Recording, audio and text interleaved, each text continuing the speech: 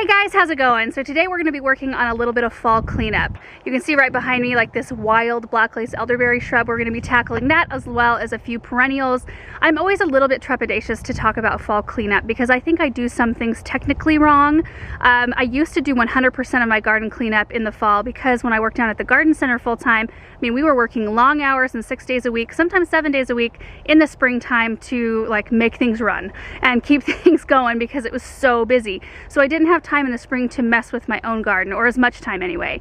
Now I don't tend to do 100% of the cleanup, but I do a lot of it still. So I think most people would say, you know, leave everything that you can except for, you know, like hostas you're supposed to clean up in the fall because they can harbor over like things, and peonies that you deal with powdery mildew on, get rid of the foliage on those.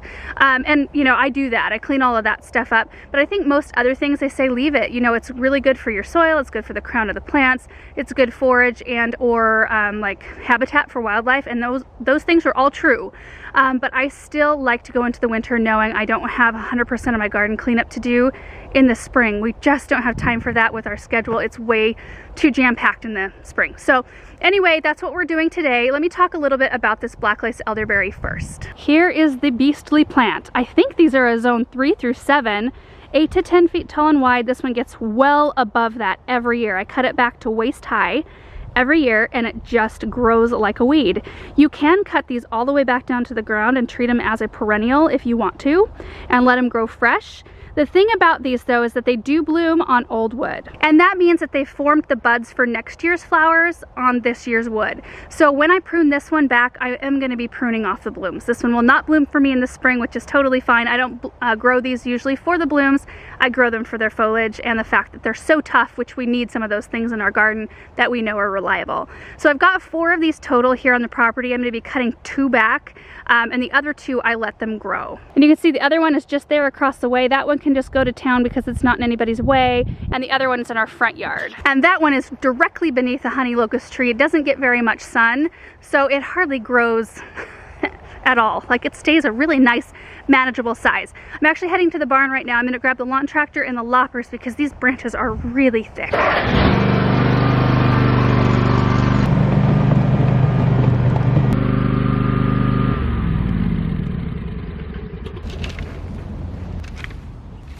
Before I get too far into it, I am using my loppers because these are nice big thick branches, and I'm just going to create a nice mounded shape, kind of like this.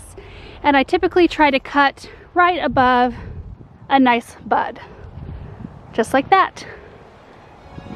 Hey buddy.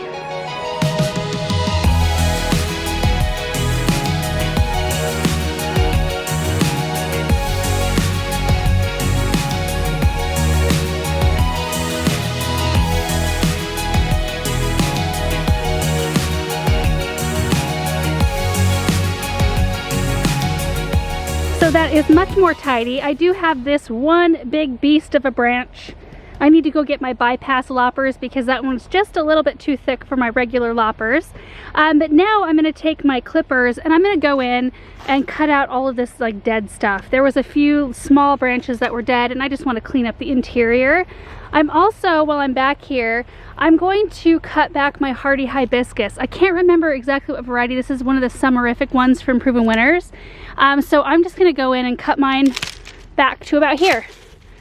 And you can wait until the spring to do that if you want to, but it's totally fine to do now as well. And I actually think while I'm back here, I'm just going to start at this far end and just start cleaning up. I'm going to go get a rake and just clean up any perennials that are extra spent. You know, there are some things back here like some sedum that looks really pretty with frost and snow on it, but it's way back here. We'll never see it in the winter time, so I may as well just cut it back now so that I don't have to do it in the spring. So anyway, I think that's going to be the plan, and then we will go tackle the next black lace elderberry. And kind of in the mix here is this climbing rose, which I usually don't prune because it creates the most beautiful hips, but that cold night that we got it took everything. Like, now the hips are kind of brown and they're mushy.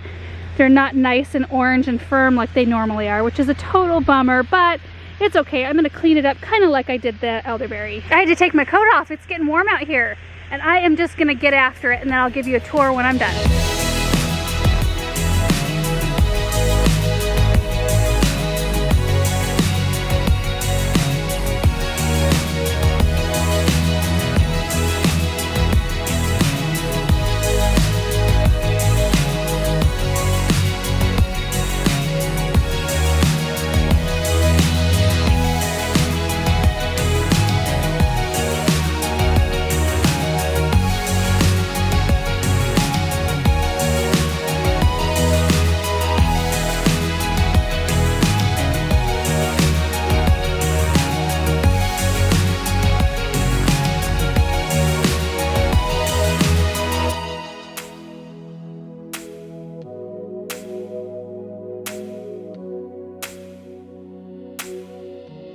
This flower bed looks so much better. So starting on this end, I cleaned out everything that I could and then threw a little layer of mulch down just to hide all the irrigation tubing.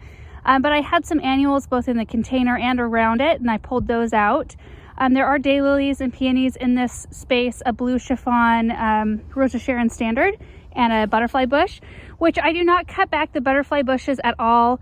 If I'm even going to, I may not, because they've got enough room to grow. This one's at pretty much full size. This is a Miss Violet, but you don't want to cut those back until spring because it can open them up to winter damage. You don't want to do that. So moving on, just starting to lose light.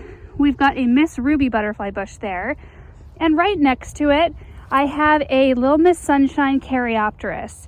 Now you don't want to cut Caryopteris all the way back in the fall. You can do like a light trim, which I did. I basically just took off the seed heads because it prevents them from spreading and seeding, which they don't really do it a whole lot here in our area, but a little bit. You just don't want to cut back down into this really thick woody growth. Hey Russell. Because that can cause winter damage. This area is full of lilies. There's both lilies here, daylilies, and then there's another type of lily here, climbing rose. There's the elderberry, which looks so much better. The whole area looks better around it too with that nice layer of mulch, which will provide a little bit of moisture retention, like it'll help with moisture retention and provide a little bit of insulation for the crowns of the plants that I cut back today. And then this is the spot that we planted up early summer. Everything did really great. We had that one really cold night. So we were in the 40s, it went down to 21, and it just froze everything like right in place. So all of these hydrangeas were great. Now they're like, let me grab one of the leaves. Look at that. It looks like I didn't ever water them. I did. So they'll be totally fine. They'll bounce back in the spring. There's still life in all of their branches. They just look kind of sad on the outside right now.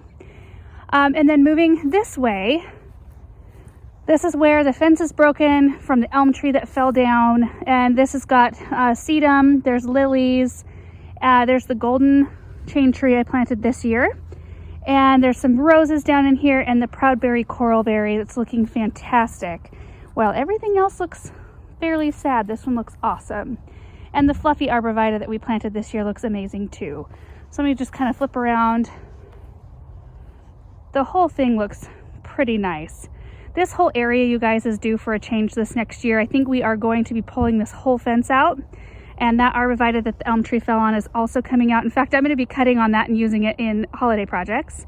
But the whole thing is going to change, so all of these plants are likely going to have to be relocated, but I'm really excited because we've got some fun changes coming up in this whole entire space. We're going to run up and take care of the one last black lace elderberry that I wanted to cut back, and then I'm going to call it good because the sun is starting to go down. It gets dark so early now.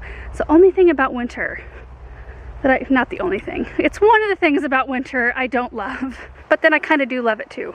It's a good excuse not to be working. So here's the next elderberry. It's kind of tucked in behind the fence. I planted that before I decided to plant this Kwanzan cherry. Look at this, you guys. Same thing. Everything is just crunchy. It is so sad.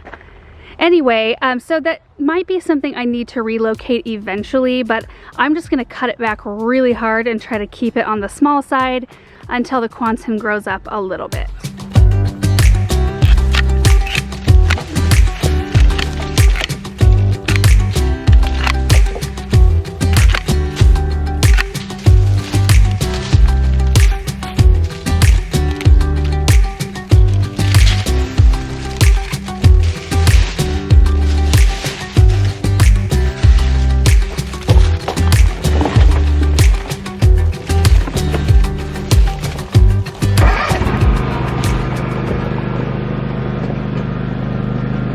Well, this looks much more appropriately sized cut back like that.